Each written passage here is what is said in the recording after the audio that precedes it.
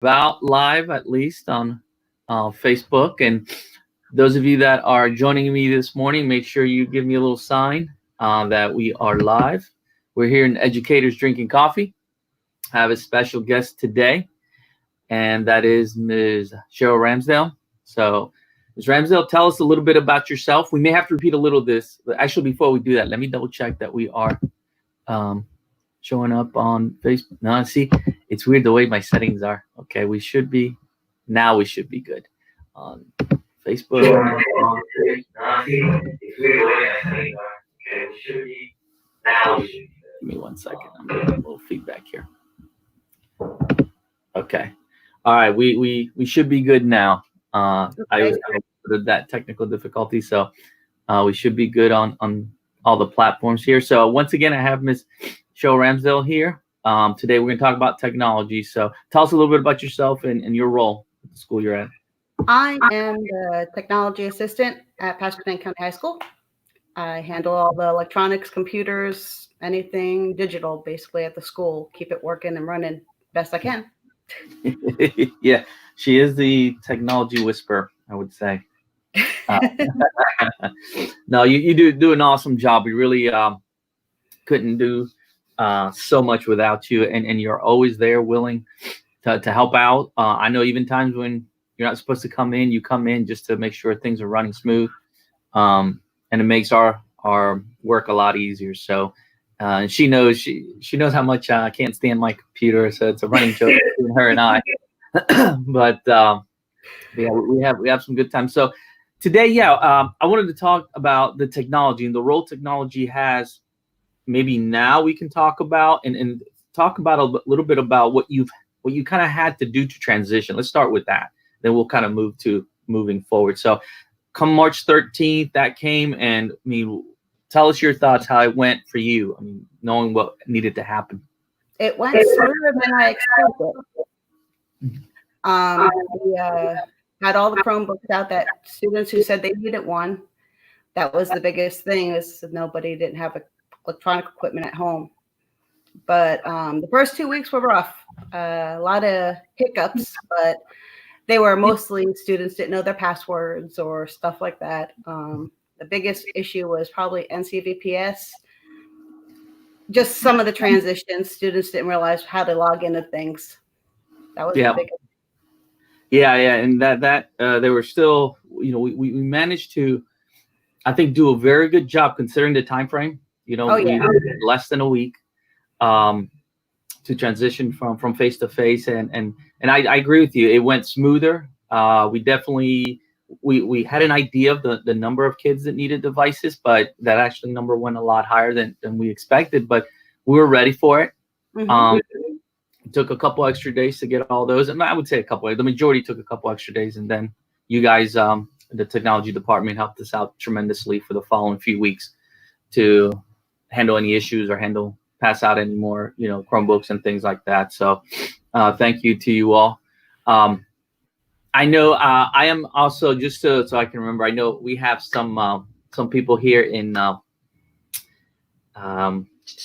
Pasquotank Facebook page, and they're listening to me, and I just realized that they can't see you and they can't hear you, Ms. Ramsdale. So this is going to be a little weird. So Mr. Denska, Doctor, Mr. Doctor, sorry. And I know you can't hear, so I do apologize. I need to try to figure out how I can do that. And today I may not be able to do it, as I'm trying to do all this live. But I'm going to have to figure this out to see how we can get you live here. So I do apologize. It's going to be weird me talking for the county Facebook page. But if you want to switch over to my Juan D. Castillo Facebook, and you can see the actual interview that I'm having. So I apologize for that. So yeah, that transition for me, and it was scary at first. I mean, I know you and I had conversations prior to that. We had a feeling that was coming, right? And so I think we did a great job at getting ready the best we could. So I got a couple comments here. I don't know if you see it from your side, you may not, but Ms. Kendall said, good morning. I've worked with her in some previous projects in other counties. So she says, are you all working with instructors to be better prepared for the future? We are, and I know, I guess you can allude to that. Maybe not. We don't want to get too much into specifics, but have you had any conversations with your technology coordinators and leaders in the county? Well, I mean, they're at least made a decision to go streamline, so everyone's on the same Platform. program. Mm-hmm. So it makes it easier for parents. Yeah. And no doubt, I don't think it's any secret. We Pasquotank, Elizabeth City Pasquotank Public Schools, we're going with Canvas. Right. Our online platform.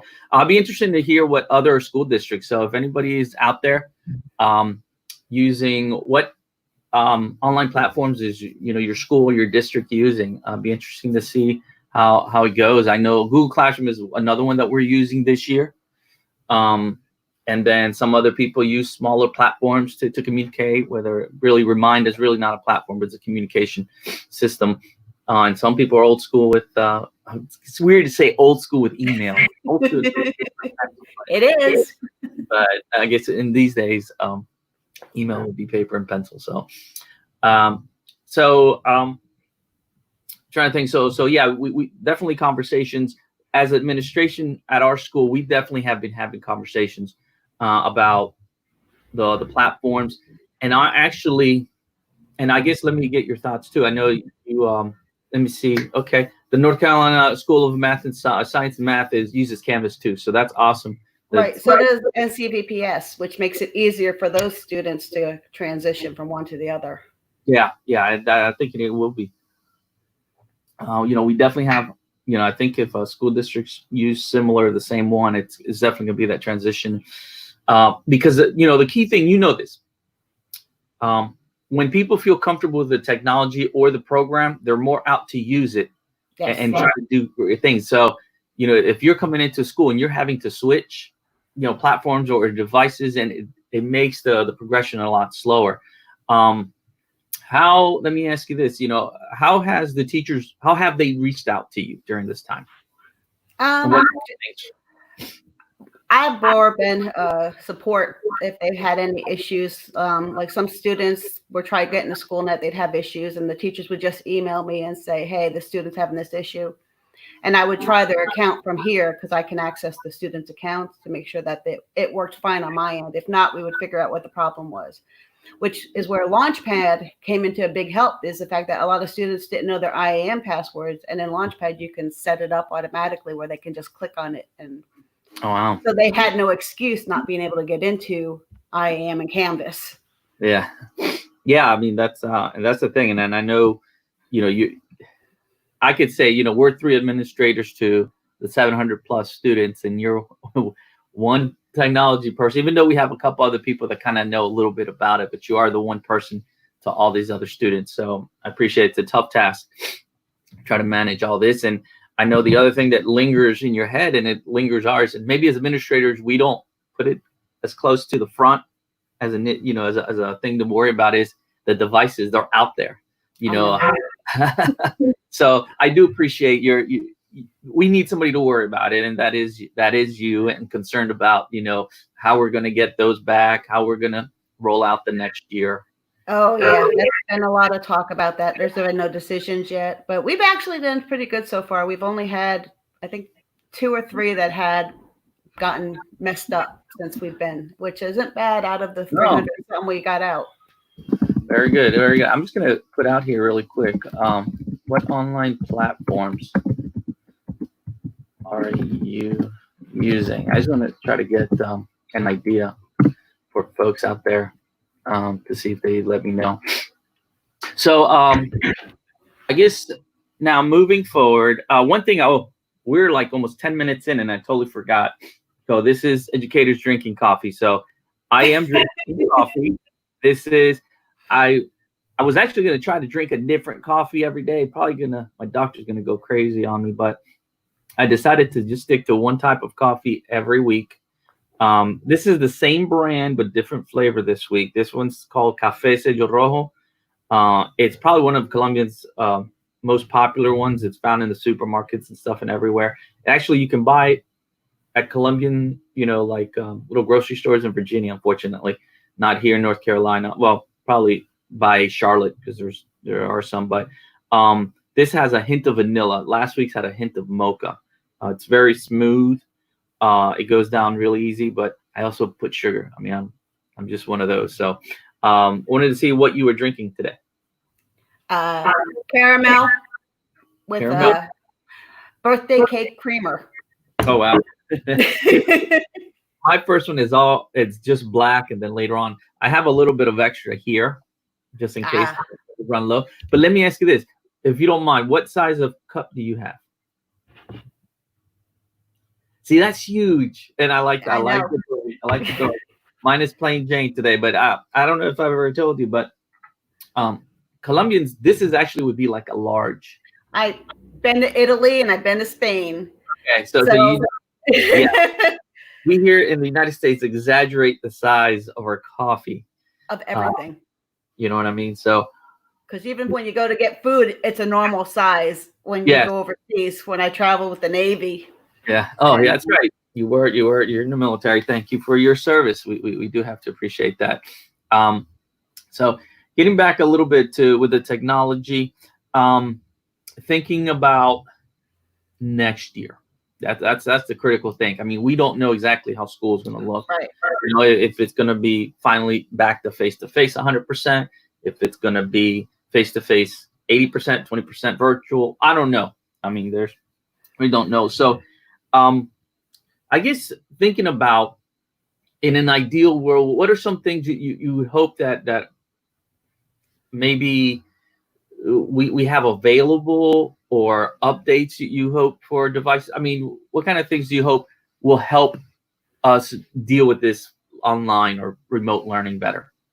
Well, I think us getting all on one platform is going to help a lot. And if we all can either go to Google Meet or, because you have some going to Zoom and you have some going to Google Meet. If we stick with everyone on the same one, at least in our district, it would make it smoother for the kids.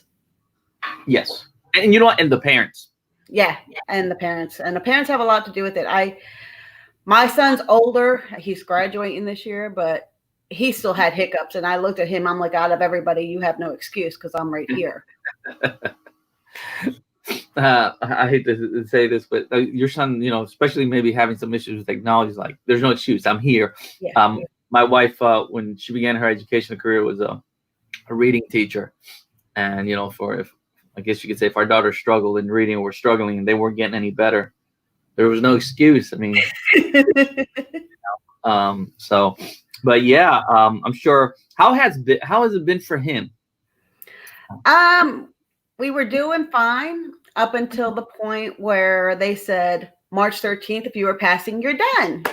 Yeah. And we pretty much, he doesn't fight. If I tell him to get down here and do his work, he will, but he's like, it's pointless. So he's kind of dropped off. Yeah. Hey, he's a smart young man. He knows. Oh, I know. He's not a book person. He's a hands-on person. That's why he's going into welding. Yeah. But that's why if we do have to do part online next year, we need to make sure the students know the whole thing's going to count. You know what? I'm with you 100% on that. Because once they think they are covered, it's just crazy how quick they drop off. Mm-hmm. Yeah, let me see. Ms. Kendall says here, over there at the School of Math and Science, they provide video conferencing courses for 9th through 12th grade across the state. They're optimistic they will help high school students across the state with continued teaching.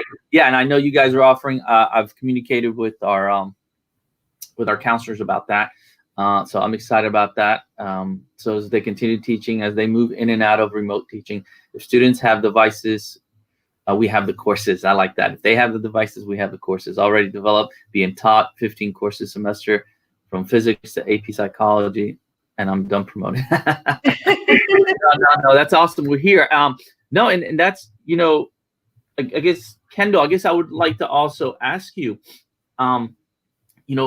you guys have developed these online, courses, and I know you guys didn't do this overnight. And I think as public school systems, we have to either have conversations with I guess with schools like yourself, early colleges, universities, on how they create those courses, because you guys have already done the majority of the legwork. Why do we need to try reinvent the wheel? And I think we realize that now that we missed a lot of things during our transition to remote learning. So we need to start having conversations with folks like Kendall and other schools like that about what is it, how do they create and know how to target certain things to be productive. And it goes back, let me see, and our teaching and learning team are okay. Let's see, that's she mentions here that their teaching and learning team are there to help people. Okay, so you can't see that? Yeah. Okay. And I know people on the Pasco Time Facebook can't see that, and I apologize. They think I'm having a conversation with somebody that's not there. But yeah, we need to have those conversations because this is new for us. They've been doing this now, for a period of time. So why not talk to the experts and learn? And we may not be able to adapt everything, but some of the things we should be able to. And I guess, good morning, Mr. Harrell. Go back to, I think, one of the other things, like you mentioned, accountability. Yep. If we continue this, we don't know, but if we continue any kind of remote learning, there has to be a stricter line with accountability, meaning that, let's say if we have remote learning for this Friday, it's going to be a remote learning day. If that's how, we end up going, then we need to make sure that this is my personal feeling. I'm not speaking for anybody else. I feel like Friday at midnight, Friday at midnight is the deadline to turn in your Friday remote learning day. It's not like right now we're being very flexible. As long as you get it in next week, we're good. You know what I mean?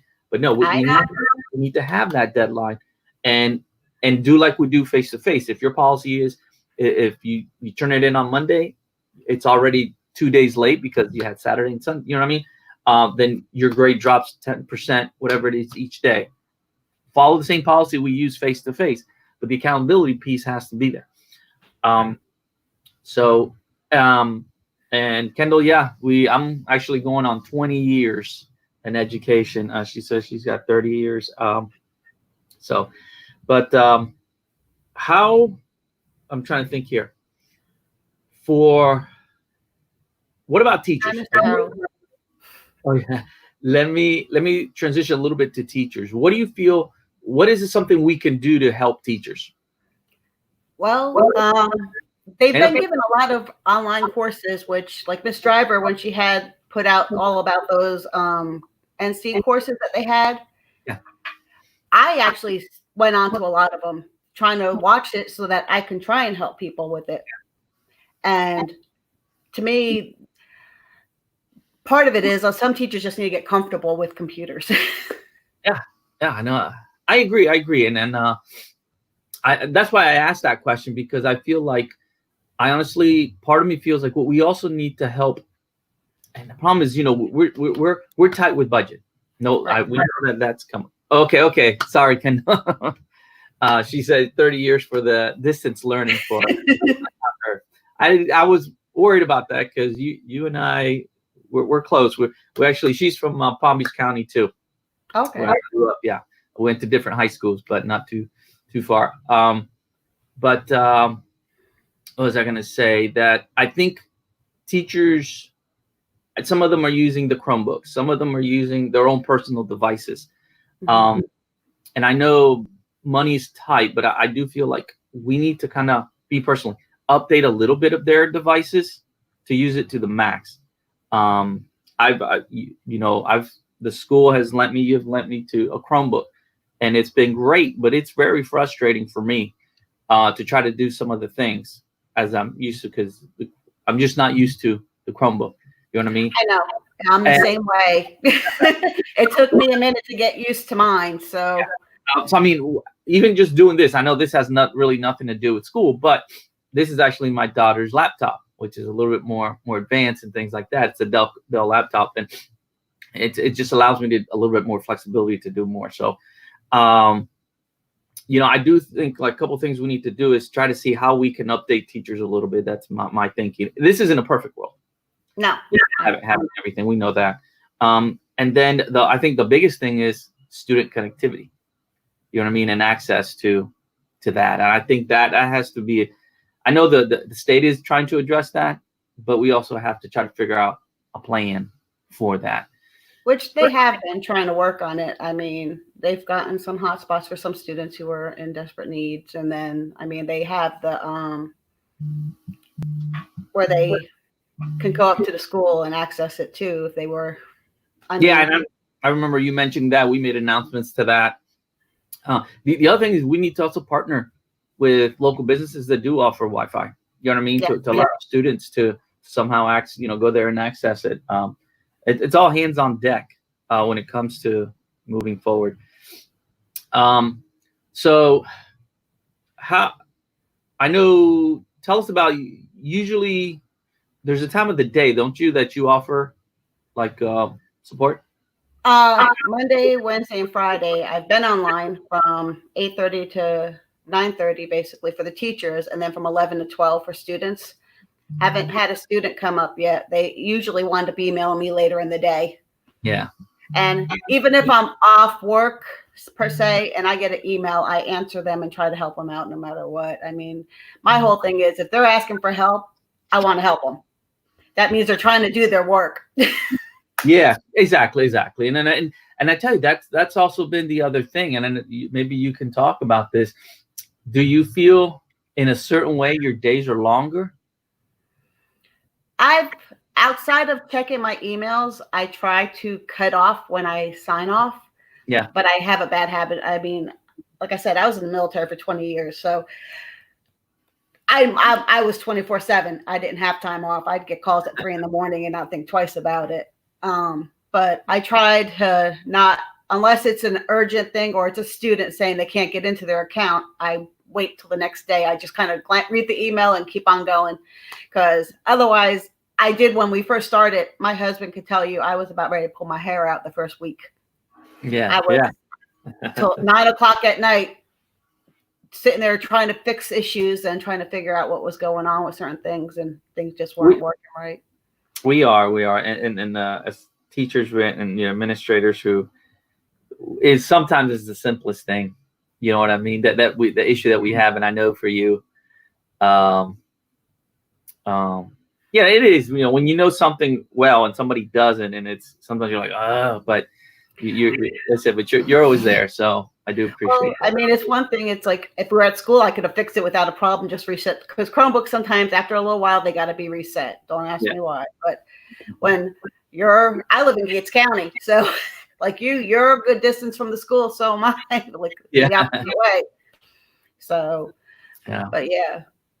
No, it's true.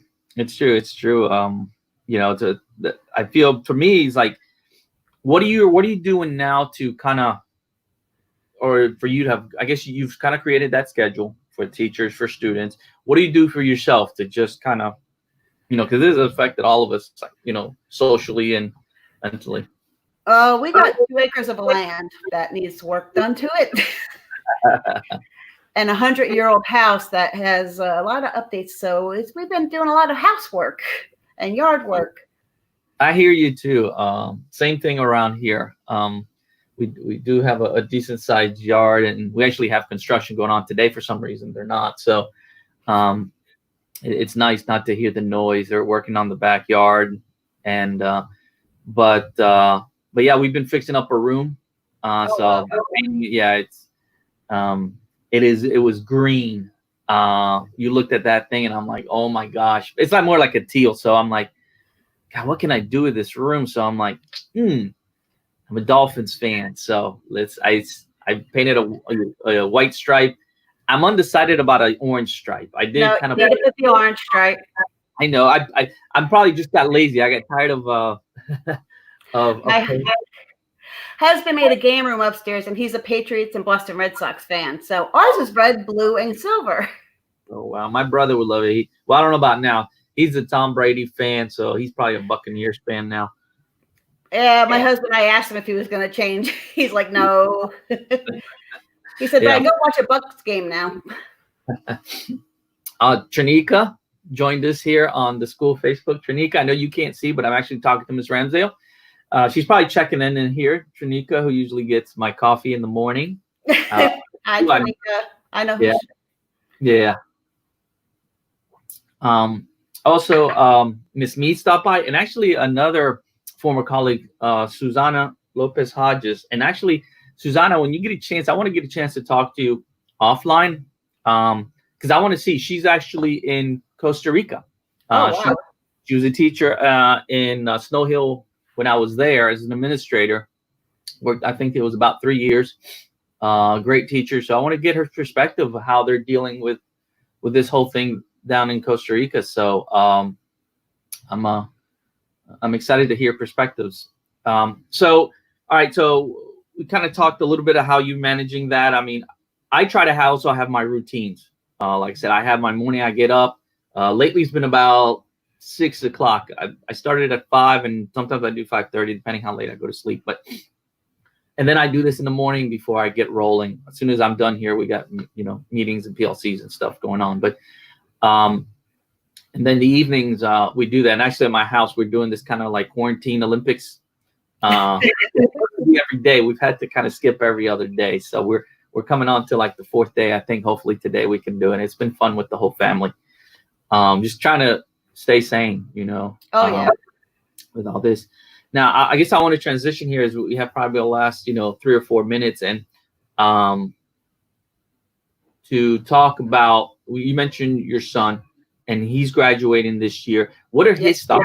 I mean, I guess through you, what are his thoughts? What are your thoughts? What do you hope we can try to do? His thoughts is he just wants his diploma and wants to move on. Motion detected at the front door. Oh, that's my, forgot to put it on silent. Okay, go ahead. I mean, that's what his thing is. But remember, my son's he dropped out and came back. So he just wants to move on. He's ready to go. Me, I was looking forward to sitting right there at the end when he came off that stage, because I'm the one who put up with him the most at this household and kind of kicked him in the butt. Yeah. So me and him have argued a lot in the last 5 years. Yeah. So right now, I'm hoping something's going to be done. I know I got to get him to put his cap and gown on because my mom is bugging for a picture of it. Yeah. But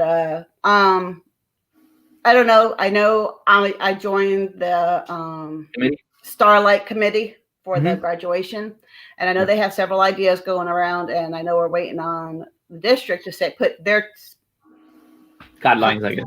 Yeah, guidelines, and then I don't know. I'm hoping that either we have like a drive-up thing or something where at least they're walking across. We can maybe get a picture of them walking on a stage or something similar to that. That's just me, but. No, and I know our goal as leadership, we've talked about, we want to try to get it as close to normal as possible. I think the reality of a traditional, graduation, unfortunately, that's not going to happen. I'd also be interested for anybody who's in another district or even another country, how you guys are doing graduation. I mean, any ideas help. But yeah, it's I like some of the ideas people have been giving that we have on our thing. And I think we need to make it special. And I think we have to, I guess, roll out whatever we can for this senior class, because they have been robbed of the last 3 months of school, of a traditional graduation. And we need to make this graduation as much of a memorable one, I guess, if I can say. It's already going to be. I mean, forever they're going to be known as the class of the quarantine class. Quarantine class. I already bought my EGAD shirt. That's awesome. So, but yeah, I'm looking forward to. So, I do appreciate you coming in this morning, giving us a little insight on what you're doing. Your thoughts about moving forward. And we just got to stay, I guess, stay put, hear what's going on. We both got to kind of follow the guidelines from our leadership. Got to kind of focus on next year, because I think some of this is going to be impacted next year where we will be online. We are. I mean, we're starting early. So yeah. And so So yeah, it's crazy thing out there. So I want you to make sure you be safe. Say hi to your son for me. He's always very polite every time he sees me in the morning. That's hi. So I miss seeing him in the morning. So yeah, Ms. Kendall also would like to know. So if even after this broadcast, if anybody out there has ideas for graduation, please post them. It'd be great to hear. Ourselves, as you know, we're trying to. Any idea is a good idea. That's right. Any idea is a good idea. So with that being said, this is Educators Drinking Coffee. Enjoy the rest of your day, and everybody out there. And I will see you tomorrow. And I'll fix the by tomorrow. I'll fix the Facebook issue with the high school. Y'all take care. Bye-bye. Bye-bye.